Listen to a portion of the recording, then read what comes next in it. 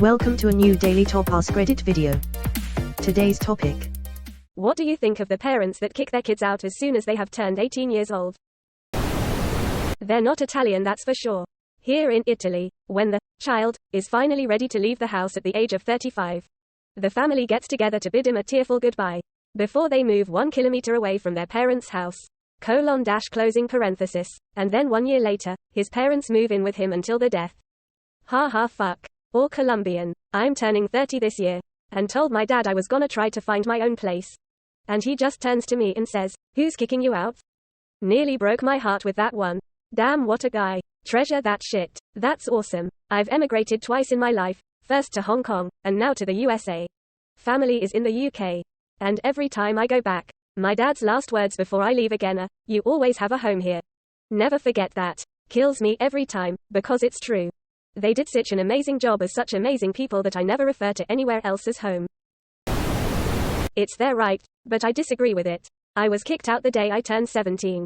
I lived out of my car for 3 months while working fast food and completing my senior year.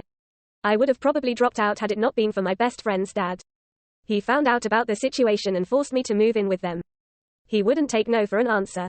He had recently got divorced because his stay-at-home wife was cheating on him. Because they had a spare bedroom and I was friends with both his sons that lived with him, he told me, "It's just us guys living there and having fun. You stay until you finish school. After that, you can pay $100 a month in rent until you decide what to do." Don't argue with me. The man's a saint. I wouldn't have been able to keep going to school without him, and he knew it. He's a guy who had to drop out to work back in the day to support his family. He got his GED and clawed his way up to head engineer at a factory so he could afford a nice home for his wife and kids. He bought a nice 2-story home that he barely got to stay in for a woman who didn't appreciate him. The man even came home every single day and cooked meals for us to make sure we'd eat. In the middle of fighting a divorce, trying to get custody of both of his kids, and keep the house he paid for, he took me in. Adding to the stress, he did that for me just because I was friends with his sons. If I ever get rich, that man is getting an early retirement and a comfortable home wherever he chooses. If that man can do all that for someone that isn't his child, parents have no excuse for not helping their own kids out. Edit. I had no idea this would blow up this much. Thank you, everyone. I just wanted to answer some questions that are being asked. This was years ago and I still bump into them from time to time. But we've all drifted apart in these years due to adult lives being busy. Lol. I still talk to them every once in a while. They are still my friends and I can hit them all up anytime I wanted to. I still play Xbox with the sons a few times a year. I always make sure to have them tell their dad thank you for me. I had a serious heartfelt talk with him about a year after I graduated and moved out. I still think about that man nearly every day of my life. As for my family, I was not a perfect child at all and I have some blame. The thing is, I honestly feel I never would have been the way I was in my later teen years had they been more accepting of myself and my lifestyle. I saw my other friends being able to come to their parents and talk to them without fear of judgment from them, or God. Ultimately, religion is the reason I was kicked out. They are strict Southern Baptist. I did cut my parents out of my life for 3 years after I was kicked out. They never contacted me for the first year. They tried to reconnect after the first year, but I have them 2 more years of silence. I let them back in my life, but on my terms. It was easy to make my demands considering I didn't need them anymore. We now have a healthy relationship. We can finally look each other in the eyes and be honest.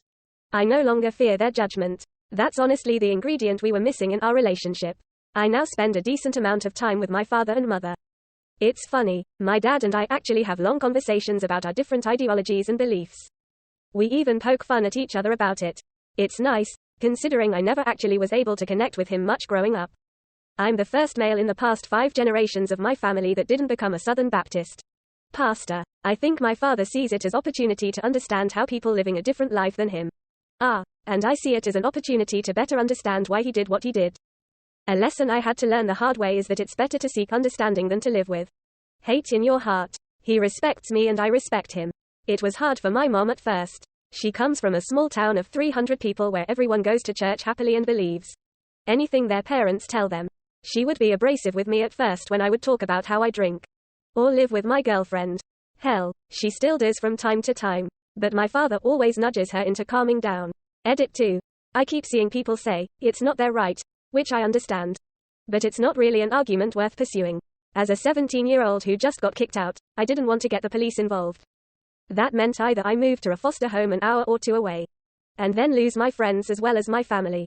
That or they force my parents to take me back and life just gets worse. I was happier living in my car. As scary as it is being a kid on your own, it was better than the alternatives. Just, wow. That man is a saint of saints. Kudos to him for reaching out, but it sounds like you are well on your way to a good life. Good luck. It's people like this that restore my, not very low, faith in humanity.